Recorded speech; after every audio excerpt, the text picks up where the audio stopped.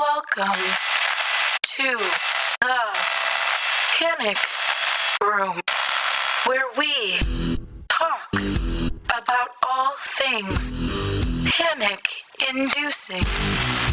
I am the Queen of Panic.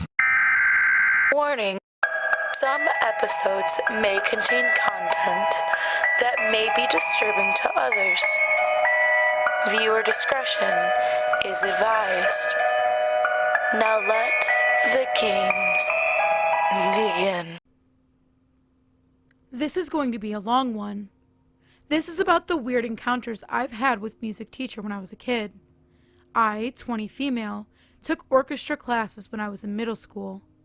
Now, it's important to mention that I was an incredibly quiet and shy kid back then, and had trouble with confrontation. When I was in 6th grade, our orchestra teacher, Miss K, left the position, and they rehired our new teacher. Our new teacher, I'll call him Mr. S, was generally disliked by everyone. He was in his 50s to early 60s, and to an 11-year-old, very tall. He was already imposing because of this, but what made it worse was how he treated his female students. One day in class, we were all struggling to play songs correctly. Mr. S became frustrated and didn't think any of us understood the beat of the song. He looked around the class, saying he needed a volunteer. Everyone became silent, including me, but I had the misfortune of locking eyes with him. He then called my name and waved me up to the front of the room. What happened next was not something anyone was expecting. I picked up my instrument, cello, and take it up to the front with me. He said,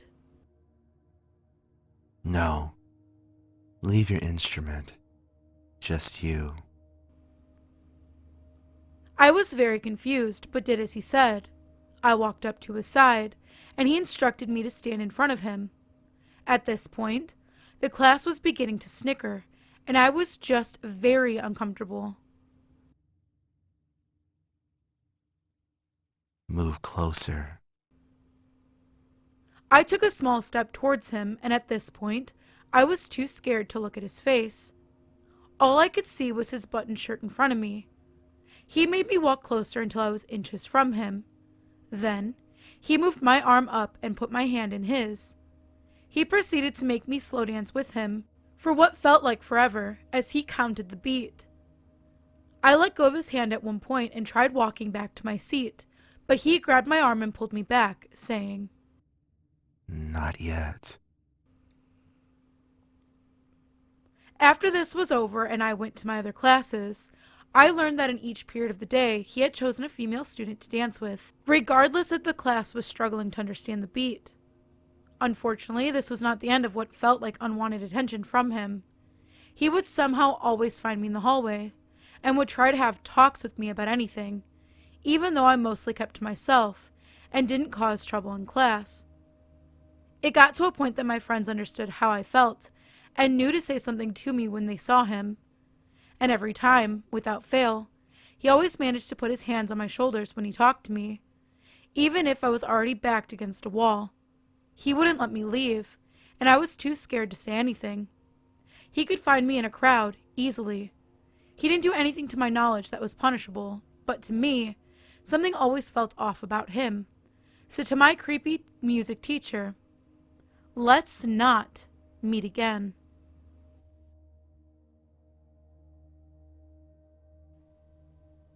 Trigger warning: self-harm, depression. I had a strange English teacher, let's call him Mr. C, when I was 16, 3 years ago. I recently realized how weird he was. Mr. C shared a couple of stories of when he used to teach at another school. One was of a girl who was self-harming and had a bad relationship with her dad. Mr. C emphasized her daddy issues, and even made a comment about how girls with daddy issues often came to him with their problems. I guess this alone doesn't mean anything. In English, we read The Crucible and Atonement. We watched a clip from the movie, For the Crucible, where a much older man, John Proctor, is flirting with the teenage Abigail. The weird part is this is the only part of the movie that my teacher showed to the class. Mr. C also made comments like, Girls, don't you think the actor is hot? and How do you flirt? he kept asking the flirty question and no one answered. We had a student teacher sitting in the back and she was just shaking her head. At the time, the students were more embarrassed than creeped out. The atonement also includes an immoral age gap relationship.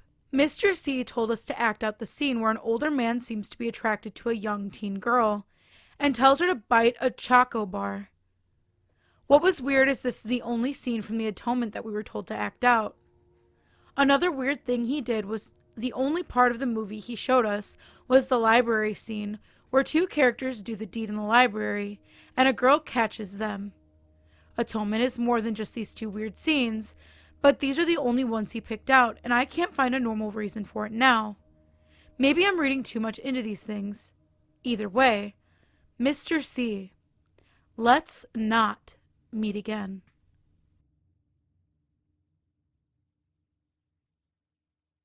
I'll preface this by saying that now I'm 25 years old and was 16 when this started happening. It was 2006 in Knoxville, Tennessee, and we had a new English teacher. Her full name was Erin McLean.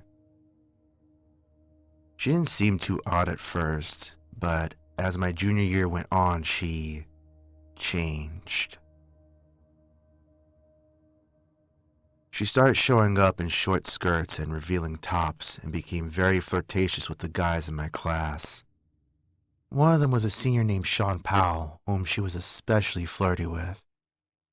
I'll be honest, me being a 16, 17-year-old boy and having a 20-something teacher hit on us seemed very sexy to me at the time, but I wasn't quite aware of the consequences this would bring.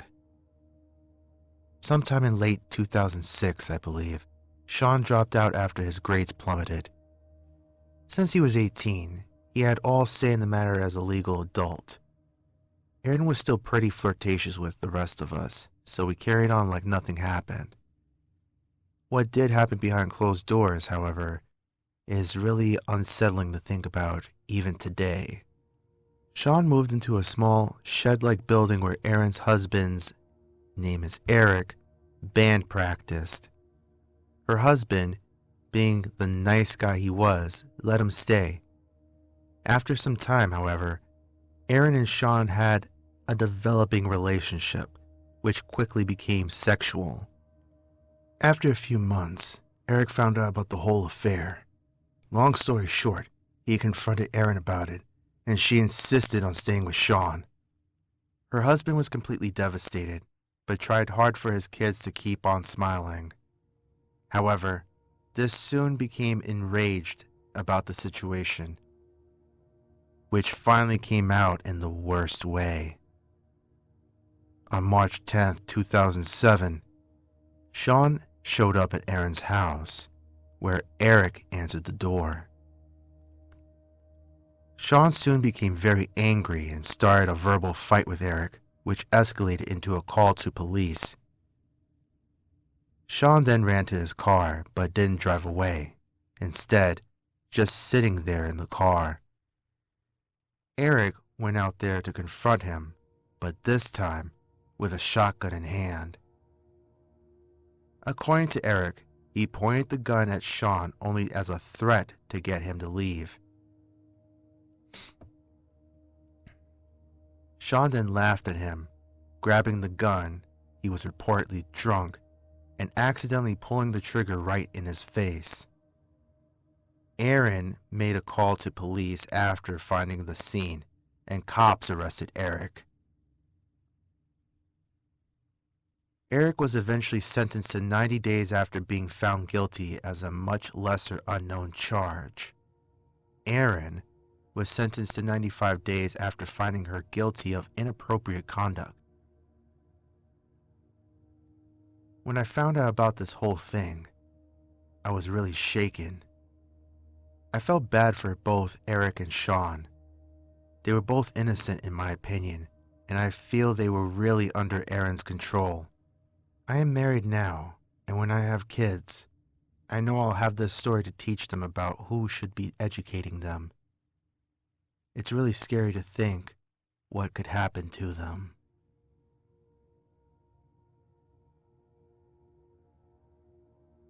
First off, I'll start by saying I'm a guy, and part of this happened secondhand via a female student I knew well. When I was in grade 6, we had a split grade 6-7 class at my middle school. One of the grade 7 students, a tall red-haired girl, was quite physically mature for her age. She was consistently harassed by the other guys in the class, to the point of having her handbag stolen in the schoolyard so people could see her running in a short pink skirt. But we were all the same age at least. On the other hand, early on in the school year, our big, hulking gym teacher, probably of Greek or Balkan origins, started acting funny around the redhead.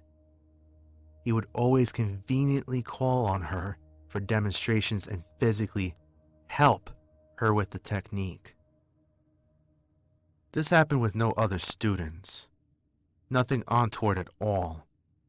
And it happened in front of the whole class, but it was odd.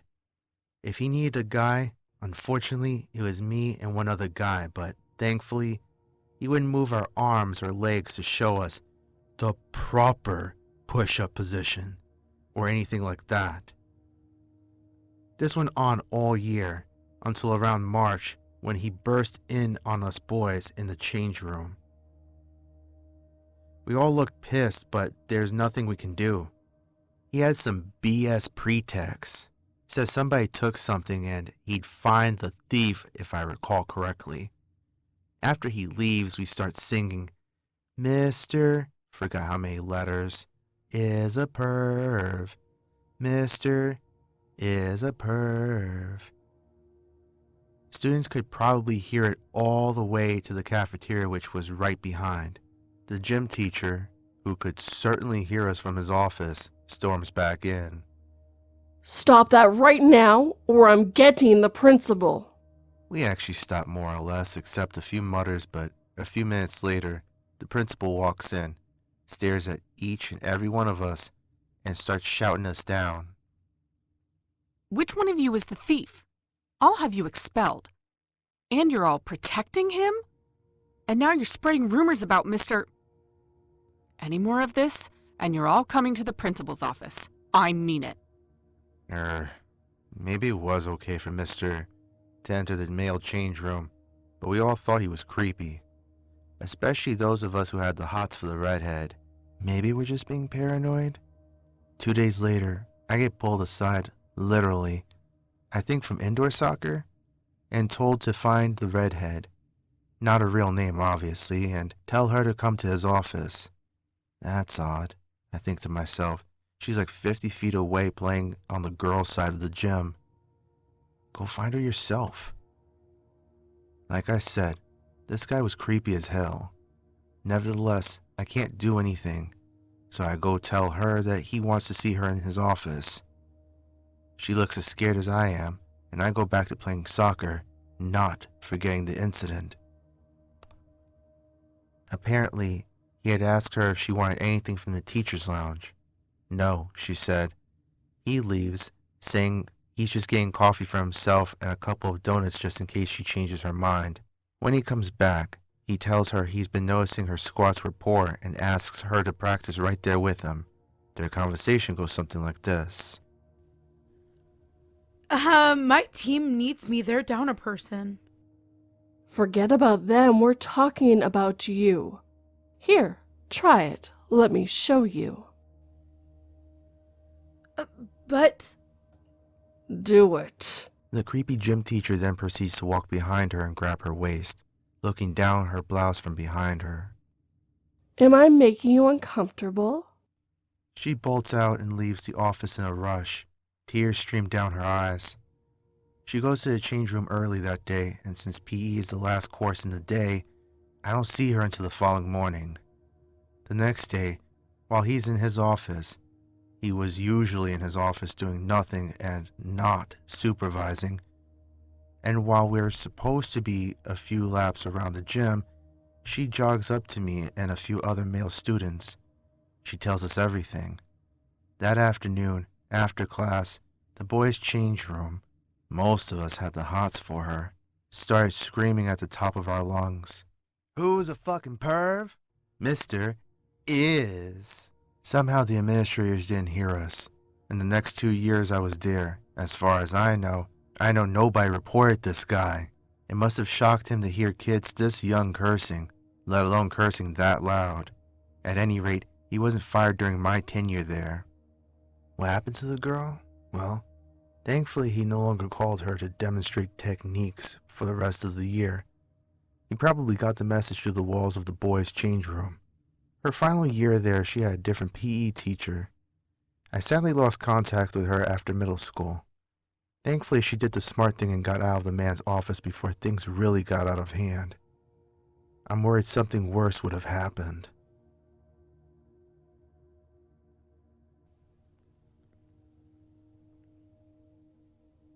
So this process happened just a few months ago, so it shouldn't be too hard to find. So at the start of the year, we were introduced to our teachers. All of them were good teachers except Mrs. C. So we went through classes and each got those cheesy beginning of the year introductions. It was quickly clear her class wouldn't be a normal health class, as evidenced by the fact that during her introduction, she went off about how terrible her divorced husband was. So classes started picking up and her insecurities somehow kept making it into lectures. One day, a few weeks into school, she just stopped showing up to class. You know, her job. Consistently. Now at this point, everyone was cutting her some slack because she was a single mom, but it just got worse.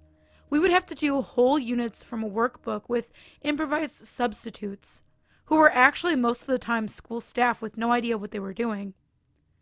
This accumulated when Mrs. C missed 2 weeks of school for no apparent reason. Most of the class could see her mental deterioration. Me and some friends in class started noticing some of the distress from Mrs. C. More and more stuff about her personal life would leak into lectures that she was there. Suddenly it came to a head. She suddenly became distant and developed a tough shell around her. Mrs. C started actually coming to class consistently too. She started bringing her kids, closer to toddlers, but still, to class. I have a hunch that she started doing this to help justify her inaction to her employers. One day, she just sort of broke down in class about how horrible her husband was, not taking equal responsibility for their kids. It was a bad joke at this point. How long would Mrs. C last before being fired? Unluckily for us, it was too long. We just sort of endured lectures from this mentally unstable woman. Mind you, she was doing a fine job at suppressing traits associated with that around other school employees. One day, we come and she wasn't in class, breaking her streak of actually coming. We got our answer of how long she would last. A counselor walked into the room. Everyone knew what was up. She was gone. What had gone down exactly? She walked into her ex-husband's house on the Sunday before that class period. Her excuse to her ex was to deliver cold medication to her kids. After threatening to call the cops after her home invasion, she locked herself in the bathroom. She called the cops and unlocked the door to the bathroom. She then walked over to her coat, pulled out a gun, and opened fire on her ex's girlfriend, killing her. Mrs. C was then pinned until the cops showed up. That wasn't her first offense either. Suspiciously close to the time when she hardly showed up to her job, she had several assault charges against her that she somehow managed to keep secret to her job as a teacher. Weirdly enough, students who didn't have her as a teacher didn't take it seriously. It took less than 30 minutes after that info was made public to the students in general for them to make a meme page about the incident. Weird how that worked. It got taken down. Anyway, mentally unstable teacher who committed aggravated murder and let your insecurities leak into your teaching. Let's not meet again.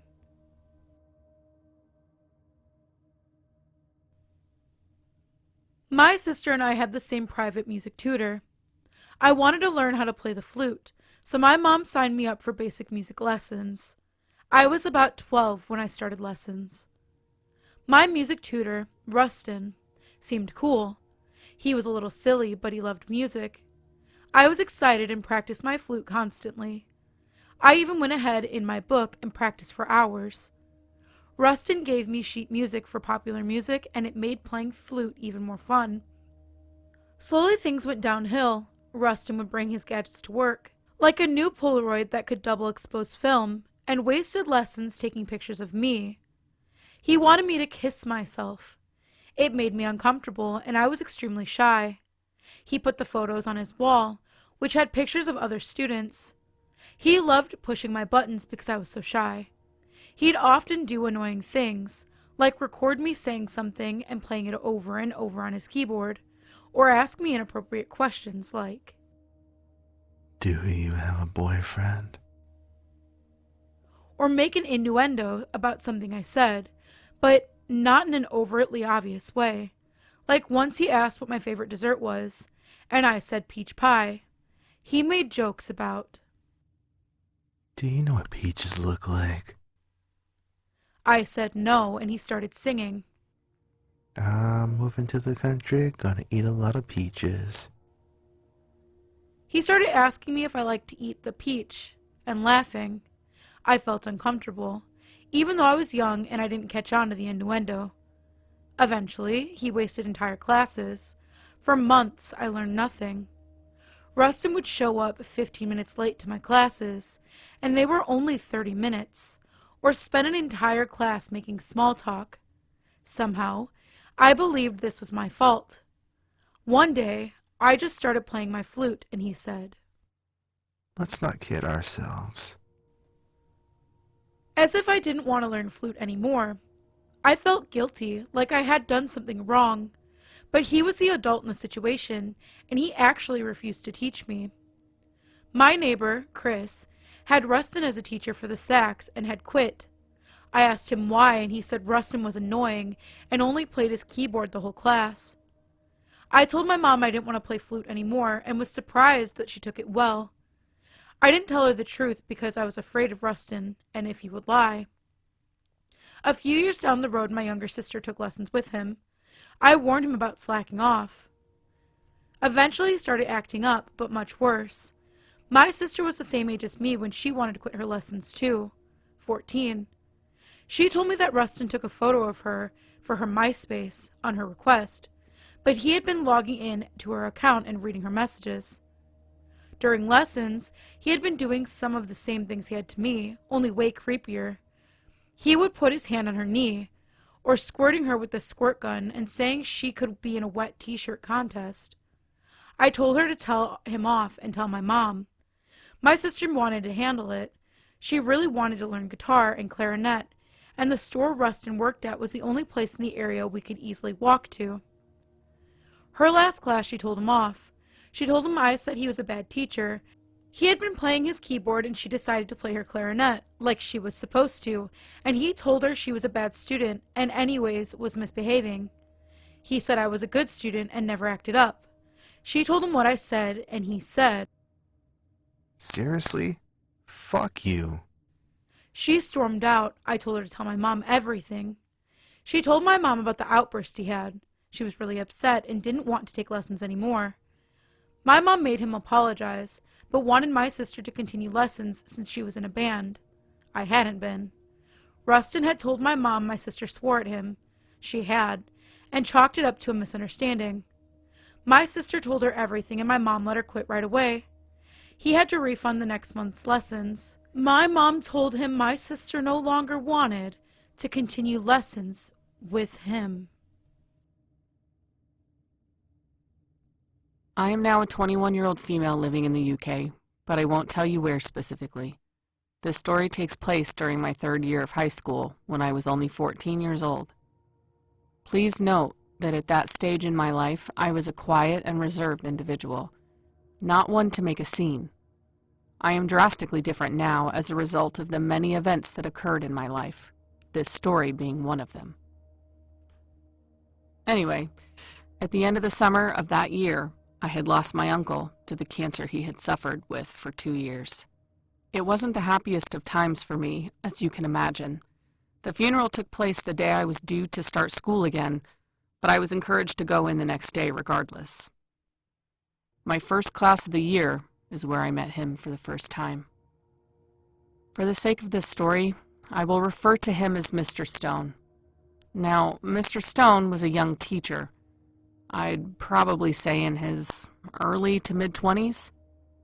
And at a glance, he didn't look like your stereotypical creeper. He was about average height, dark hair, and eyes, and had a wispy thin goatee on his chin. I initially thought he looked like a wizard or a waiter or something along those lines. Now, I'd love to say that the moment I first met him, he gave me a bad vibe or whatever, but I'd be lying if I did. I thought he was funny. A little strange, yeah, but not at all intimidating at first. I don't remember much of the first few lessons in class, as I more or less just minded my own business.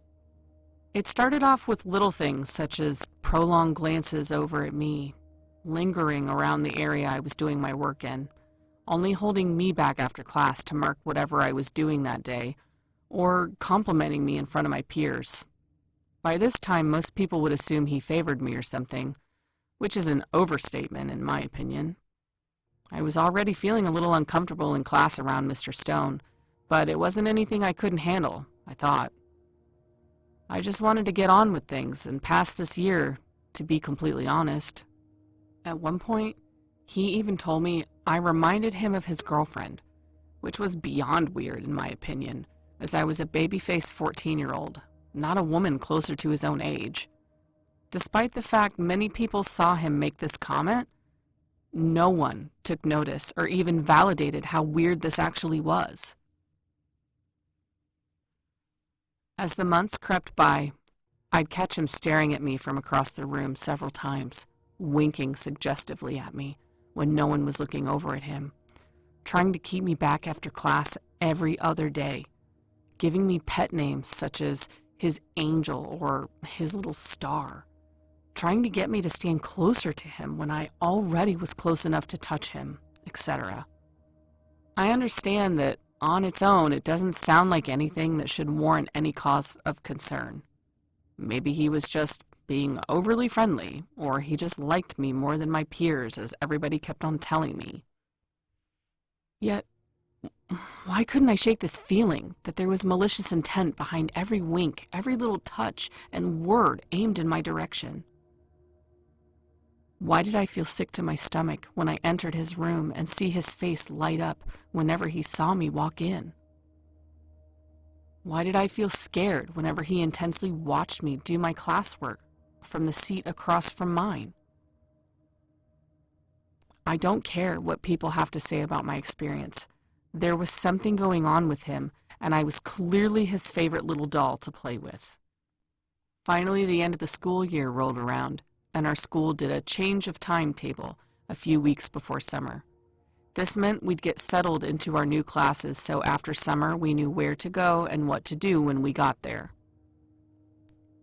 My last session with Mr. Stone was an interesting one, to say the least.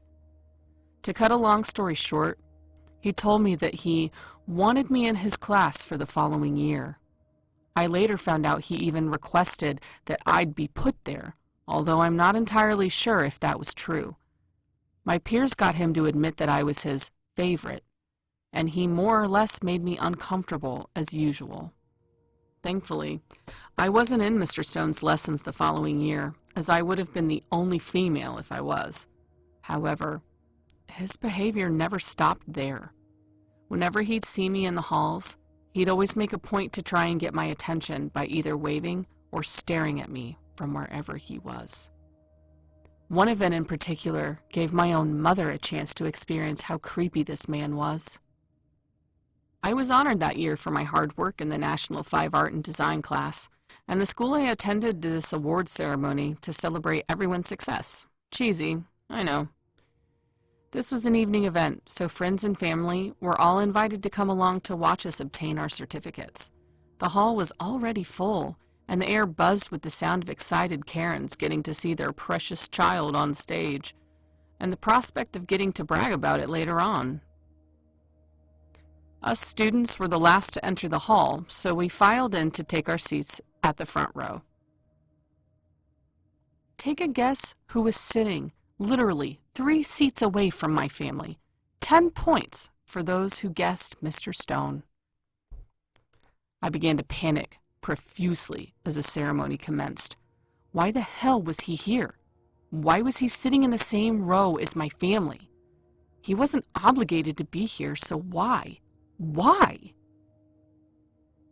I knew he knew that they were my family, as he also briefly taught my sister earlier that year, so process of elimination, I guess? After the whole shit show my high school pulled, my family and I soon began to exit the very crowded hall. My mother and I got separated from the rest of our group by none other than the creep himself.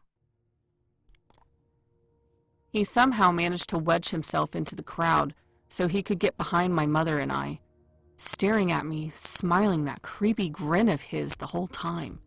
My mother was having none of that predatory behavior towards me, and more or less shoved her way through the crowd to gain some distance between us and him. However, when I looked back, he was still grinning at me like the Cheshire Cat, but was now frantically waving his arms about to try and catch my attention. Despite seeing this, my mother insisted that it was creepy, but I should just ignore him moving forward. 10 out of 10 parenting skills, if you ask me. He left the school I attended in November 2014, and I have neither heard or seen him since, thankfully. Now I bet you're all wondering why I didn't report him to anyone at the time. To put it simply, I wasn't entirely sure if I could. The people who did see some of these events moved on after he left. No authority figure ever caught him doing anything I have listed. He was well liked among the students at my high school, and as many other people have pointed out, when I tell them my story, he never actually did something to me. If I could go back in time, I would have reported these events, as I have come to learn that it doesn't matter if someone did something to you.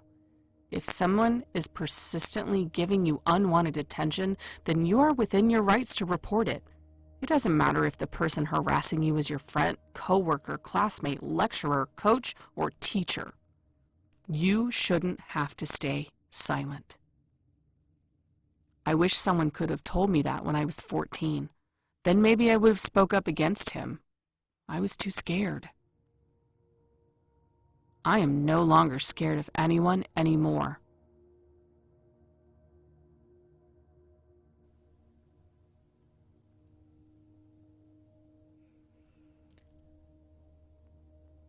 All throughout high school, there was a teacher who I had referred to as Creepy Creep.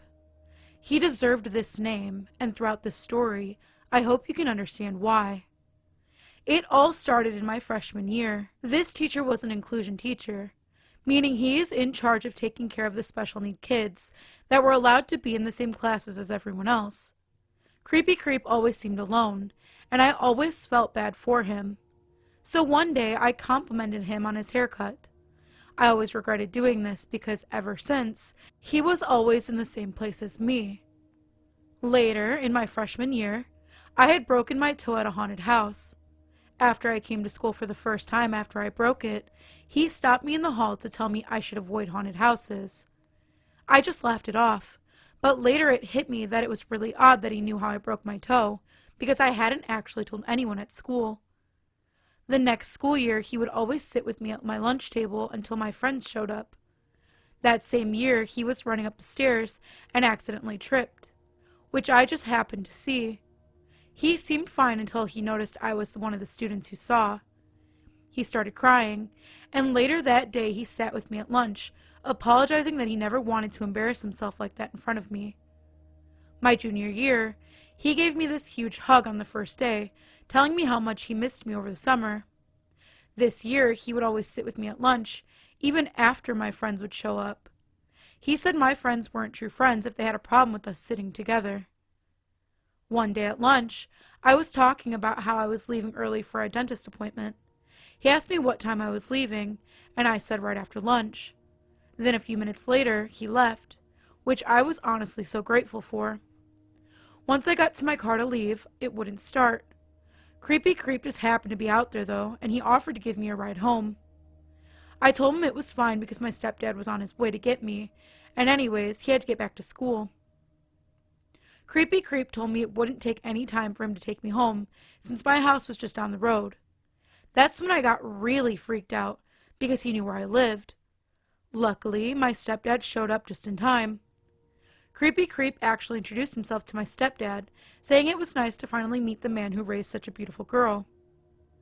My senior year, I ended up going to a different school, and I got a new job as a delivery driver.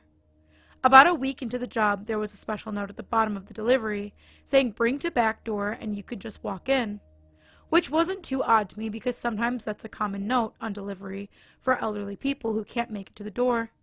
So I made it to the delivery and went inside. But it was no other than Creepy Creep. When I walked in, he went in for a kiss, telling me how much he missed me. I was so terrified, because not only was this my creepy stalking teacher, but he had also just kissed me. He told me how upset he was to not hear from me in our 2-year anniversary, but he understood because it's hard to keep in touch after being at different schools. He asked me to quit my job and just stay with him for the rest of the day so we could celebrate our anniversary the proper way. Luckily, my boss called yelling at me for taking so long on my delivery. So I told Creepy Creep that I had to go quit my job in person so I wouldn't get in trouble for keeping the money from his delivery. Then I would come right back. He was so happy and so excited to see me putting effort into our relationship. So I quit my job, but then went straight home and told my parents everything. I also haven't heard from Creepy Creep ever again. So sorry for lying, Creepy Creep, but let's not ever meet again. I'm 14, and 1 year ago, I was subjected to abuse by my special education teacher and my math and science teacher for my entire 8th grade year. I suffer from dyslexia, and I'm suspected by my family and my therapist to suffer from autism. I also have a history of depression and currently undiagnosed mental illness. I had told my special education teacher at the beginning of the year that I wasn't feeling okay, and that I had attempted suicide during the middle of 7th grade due to how horrible my mental state was. I got asked the basic questions: if I'm being abused at home, have I thought about doing it again, etc. But what surprised me is that I wasn't sent to a mental hospital after this conversation. Hell, my parents weren't even called. I thought I got lucky because I didn't want my mom to know that I told anyone this. But I was so very wrong. I wasn't lucky at all. I had given something that this woman could use against me. Something she would use against me. The next day, my special education teacher told my homeroom teacher, my math and science teacher. Now my homeroom teacher wasn't the nicest woman. Actually, she wasn't nice at all. She yelled at kids for minor mistakes, showed favorites towards the smartest, gifted kids, and even told the rest of us to give up on trying to go to high school. But in my opinion, these actions were 10 times more common when it came to me. She consistently shamed me for everything, and I mean everything. My spelling, my handwriting, the way my desk was organized, how messy my hair was due to me not taking care of myself. All of it. She knew about what I was going through, what my mental state was like, and how much I hated myself for my conditions. She yelled at me despite knowing I'm sensitive to loud noise. She told me not to even bother trying to keep my grades up because I'm not going to survive in high school. She told me that I was better off in a homeless shelter because I had trouble catching up with the rest of my classmates and that no one would want to hire me for anything. She told me to give up on art because it wouldn't do anything for me in the future. And she acted like it was my fault for failing whenever we had parent-teacher conference. Whenever I told my mom, I was left with disbelief and punishment. Eventually, during the fall, I had trouble concentrating on basic things that I wasn't interested in. I'd even black out during random moments in class, and when I woke up, I'm being yelled at again, and I start having a mental breakdown. She was only ever nice to me when I gave her something for special events like her birthday or holidays. Despite her unjust hatred towards me and how badly she ruined me, I tried to get her to like me as a person. I'd give her gift after gift each holiday showing false appreciation in hopes of her going easy on me, but every time she'd just continue. My special education teacher wasn't much help either. She and my homeroom teacher would talk about me behind my back, saying that I'm a lazy son of a bitch who wouldn't make it far in the world, and that it would be better for me to give up on my future entirely. It wasn't even like they didn't know I was listening, because they did. I'd look at them in utter disbelief every time, questioning why they would say these things about a child. They know I was watching. In fact, they consistently looked at me while talking, making sure I was listening. They did this for the entire year. It was a cycle I couldn't avoid because my mom simply refused to transfer me, telling me she'll put me in a mental hospital if I asked her again. I faced bullying for most of the year due to how funny it was to some of my classmates, and they even expected it to happen every day. It was so bad to the point I faked being sick just so I wouldn't have to go back, so I wouldn't have to go through this over and over again. I felt like the most useless child to ever walk the earth. I thought about how peaceful death would have been because I'd finally be free from being consistently targeted. So I became a ghost. I just sat there letting everything fall apart around me, and the only sense of freedom was art. I'd draw until it was time to go home. I started eating to put on more weight because of how some of my classmates commented on my weight and that I looked like a skeleton. But when I ate, they called me fat, and I was left with throwing up my food after eating. I developed an eating disorder due to this, and if it weren't for the fact that I was born with a fast metabolism, I wouldn't look as skinny as I do now. I had enough of it one day and wrote a suicide note in class that day. My special education teacher found it in my desk and asked me to come to her office to talk about the concerning nature of the note. I knew she was acting. She never cared for me past 5th grade anyways, when I was gifted and had a more bright future. After graduation, I was sent to summer school for my horrible grades and attendance. I've grown scared of my teachers there. One of them pulled me to the side, asking what was wrong, and I lost it. I cried for what seemed like forever, and my mom was called to pick me up early.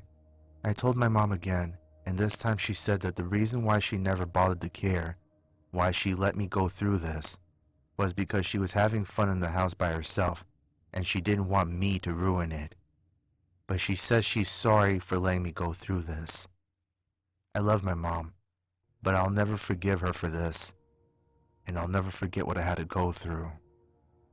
I went through hell throughout the entire year because the people who were supposed to help me were instead breaking me down for being different. I'll never forgive those people for anything.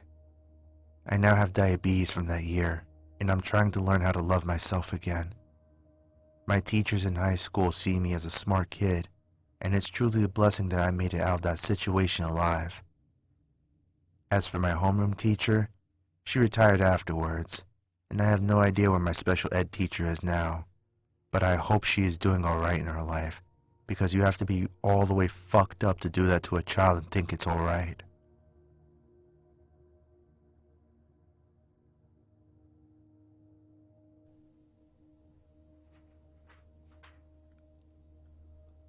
I moved to Loveland, Colorado with my family when I was 9-ish years old. Loveland is not a big city, but it's not a small town either. We lived in a nice house just on the outskirt of the town. So my little sister and I attend Big Thompson Elementary School, since it was nearby. It'd be fair to say that all of the students at Big T lived out in the boonies, and were what you might consider to be more country-type kids. When I was in 5th grade, my class couldn't have been more than 35 kids in it. And we were split into 2 classes, so our teachers' jobs were more manageable. To add some information, it was probably 2002, 2003-ish, when I was in 5th grade, and I'm a girl, which will be relevant later. Big T had 2 playgrounds, upper and lower. The lower or main playground is visible from County Road 27. And has your standard jungle gym equipment, most of which is pretty old. The upper playground is mostly dirt and pea gravel. When it was nice outside, which it is usually in northern Colorado, we'd oftentimes have our gym classes there, so we had lots of room to run, play kickball, or to trip and fall and get sand and small rocks embedded into our skin. I still have scars on my knees. Now that you know Big T, here's my story. I believe my peers and I had finished up with our music class and were headed up to gym class. It was nice outside, and we were instructed to go to the upper playground. As kids do, we were all laughing and talking to our best friends. We started walking up the stairs, and at the top waiting for us was a man who introduced himself as our substitute gym teacher for the day, since the regular teacher was away. Do you ever get feelings about people, good or bad? These are not necessarily related to anything the person does or says. It's just something about them that you can't really explain. You feel like you know them on some deeper level for some reason.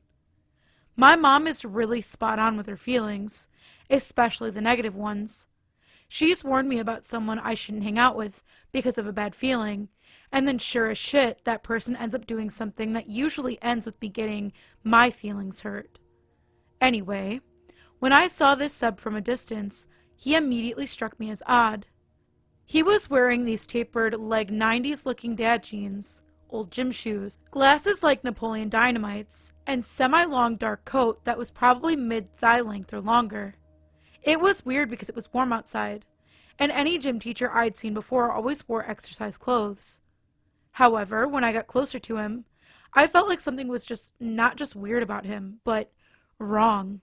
My gut knotted up, my heart started pounding out of my chest, and his eyes met mine. I felt like a deer in someone's crosshairs. I wanted to run away, but I couldn't. No one else seemed to look nervous, so I brushed it off.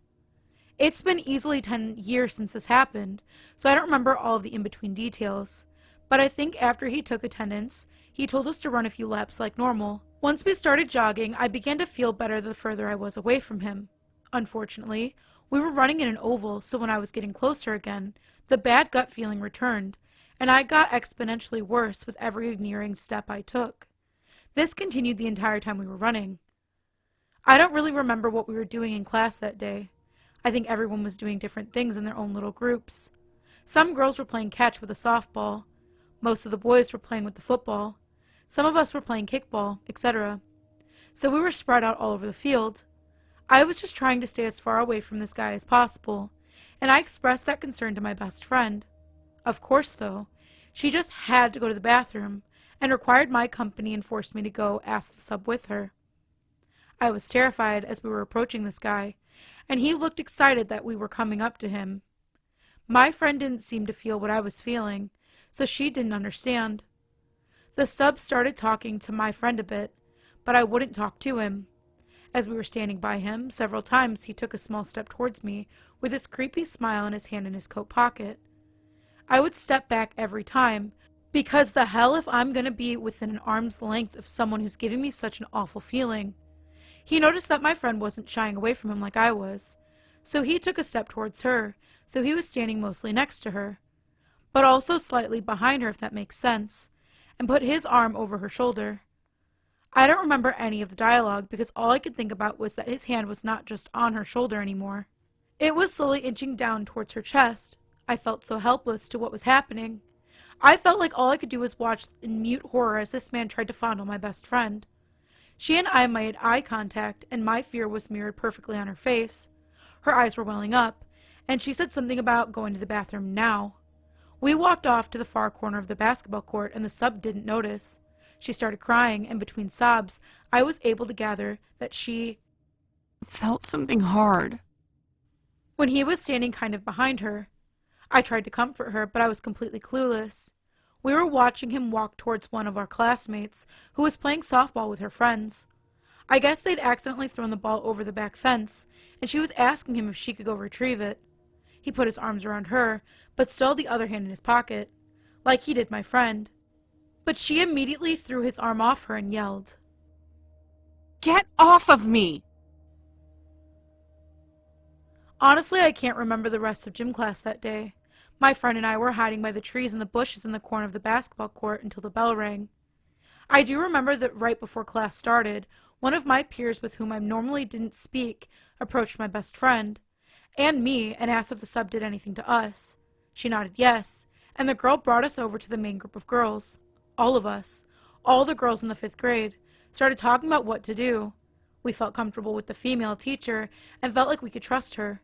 So those of us who were in the male teacher's class asked to go over to Mrs. Teacher's room because we needed to tell her something personal.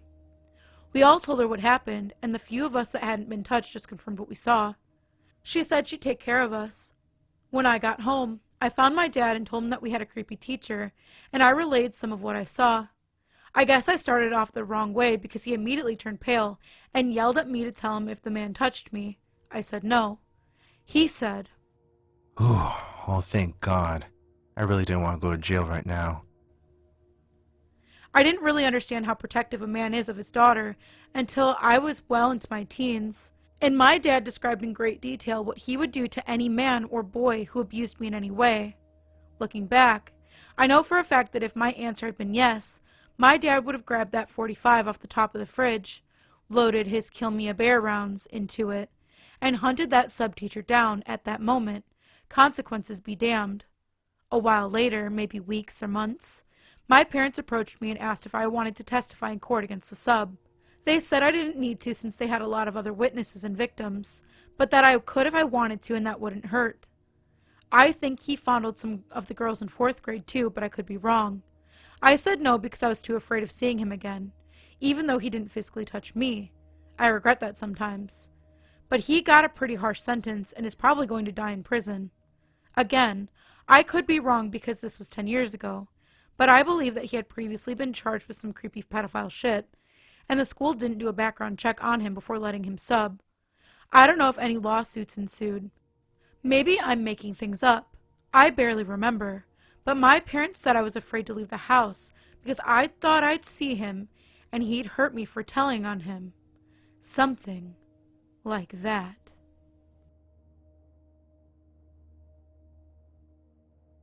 When I was 9, I asked my dad for piano lessons. My dad was a professional musician, so he knew a pianist and set up for me to start getting lessons. Scott was a good teacher, patient, and compassionate. I learned a lot. He was also a fun guy. He would regularly have weekend bonfires and invite our family so the adults could drink beer and play rock music, and the kids could roast marshmallows and run ourselves ragged on his property. My dad has 3 daughters, me the oldest, and was seeing a woman who also had 3 children, so every weekend there were 6 of us. Scott loved to play with us, and we thought he was the funnest guy for always taking time out to hang out with us, all between about 5 and 12. He would let us dress him up and pounce on him, and he loved to tickle us. You're seeing red flags go off now, but we didn't at the time. We liked that an adult thought we were fun. I have a cassette tape of us recording a fake news broadcast when he barges in for a tickle attack. I can't find a cassette player to listen to it. I'm not sure if I want to. As I started to get a bit older, the oldest girl at 11 or 12, I started to notice Scott was showing me favoritism. He loved when I drew him pictures, liked having me on his lap. When he took all the kids in turn a short ride around the block on his motorcycle, I got the longest ride. He took me all the way to a Target and bought me a dress that was way too short, showed my legs off. When we were sunbathing at a beach party once, I could feel him staring at me through his sunglasses. And here's the thing that creeps me out the most, back then, I loved the attention. I was in constant competition with 5 other kids, the older, rowdy teenage boys and the younger girls. I didn't cause any problems for my dad and his fiancée, so I didn't need any special attention. But Scott paid attention to me, and it made me feel mature and interesting. At some point, he and my dad drifted apart. The band got a new pianist, and we stopped going to his bonfires. I had already quit taking piano when I was 11 and started learning the clarinet instead. I didn't really think about it after a while. Then one day when I was 16, my dad called me and my sisters in for a family meeting. Scott was in jail. He had been arrested for having sex with a 12-year-old girl. He made her promise not to tell her parents, but she did. Dad said he had started to suspect that Scott wasn't someone he should have his family around when he bought me that short dress. Suddenly, it all made sense. I didn't know how to feel. Nothing had happened to me, but he'd thought about it.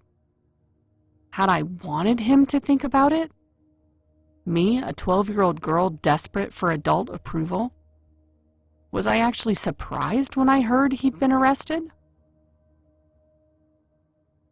Now, as an adult, my sense of sexuality is pretty messed up, and I have little trust in people.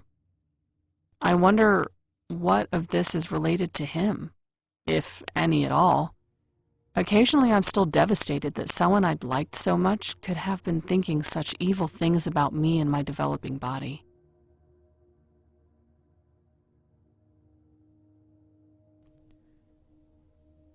In high school, I was the weirdo, always reading classic literature, hair dyed, listening to punk and ska, etc. I had a small group of like-minded friends, but other than us, it was a very straight, white school filled with the very closed minds, until the arrival of Mr. X. Mr. X was different to all the teachers. His clothes were unkempt, but in a cool, edgy sort of way. His hair was long and scruffy, and he had an air of rebellion about him.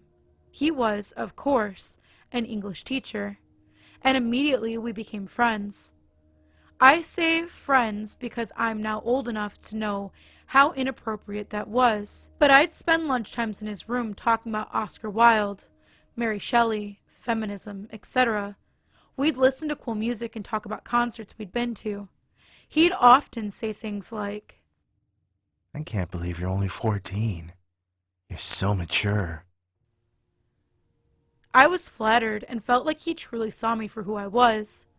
Writing this 20 years later, I feel embarrassed as hell, but that's how it was. A few months after he joined the school, something changed. Mr. X started sitting too close to me during our lunchtime hangouts. He began asking me to meet him at a local nightclub, famous for letting underage girls in, and I started to view him less as a lone wolf, and more as a bit sad and desperate. His conversations turned sexual. Little comments like, No one could ever call you flat-chested. and I bet you're more experienced in the bedroom. etc. And any air of mystery or intrigue I'd previously believed he had soon disappeared. Eventually I stopped hanging out with him and moved on. I would think about him occasionally, but more with a shudder than anything. 2 years later, I opened the local newspaper to see Mr. X's face on the front page.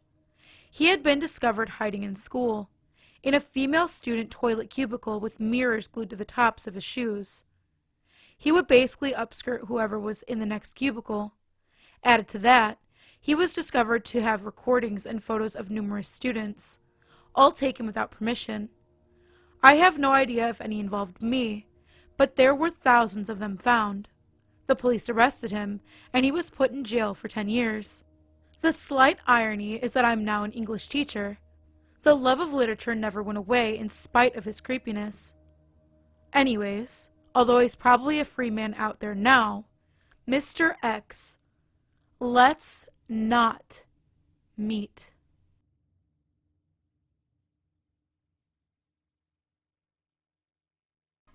If you would like to submit your stories, please check out the Panic Within subreddit. I go over those stories that are submitted, and I go ahead and I narrate them. I say go over, but I narrate all of them. So if you are interested in something like that, go ahead and take a look in the description, and you'll find the link there. We also have a Discord. You can come and hang out and get spooky with me and other narrators. We post new content, up-and-coming videos, promotions, and we also just hang out and chat, and you can come and hang out with us there. If you're interested in that, link is also in the description below. And last but not least, if you are interested in doing a collab with the King of Panic or myself, you can absolutely reach out. If you're another creator, you can do one on our channel, we can do one with you. We are completely open for collab as of right now. Looking for new stuff to do and very excited for anybody who reaches out. The best way to do that is through Twitter or Discord. I do check Instagram and I will get back. It just might take a little longer because I'm super bad at that, but I've been trying to be better.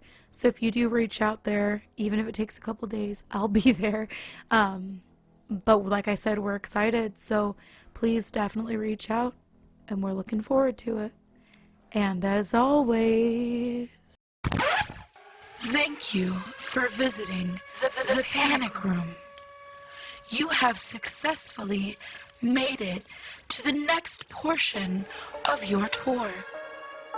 Please stay tuned for your next prompt. Click the like button and subscribe to receive notifications for when the next portion of your tour is ready to join. Thank you for watching. Don't let the panic drown you.